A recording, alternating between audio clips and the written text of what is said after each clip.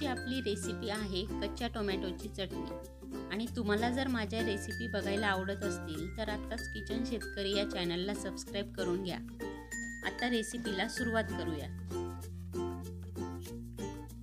इथे मी एका तव्यावर 3 ते 4 मिरचीचे तुकडे टाकून घेतलेले आहेत। मिरच्या तुम्ही चवीनुसार कमी जास्त करू शकता। मिरच्यांना डाग यायला लागले की लगेच आपल्याला यामध्ये शेंगदाणे ॲड करून घ्यायचे आहेत आणि शेंगदाणे देखील खमंग भाजून घ्यायचे आहेत। शेंगदाणे भाजले की यामध्ये लसूण ॲड करून घ्यायचा आहे। लसूण टाकल्यानंतर एकच मिनिटांनी आपल्याला कच्च्या टोमॅटोचे काप टाकून घ्यायचे आहेत। टोमॅटोचे काप देखील 2 ते 3 मिनिटं भाजून घ्यायचे आहेत। हे सर्व साहित्य आपण तेल न टाकताच भाजून घेतलेलं आहे।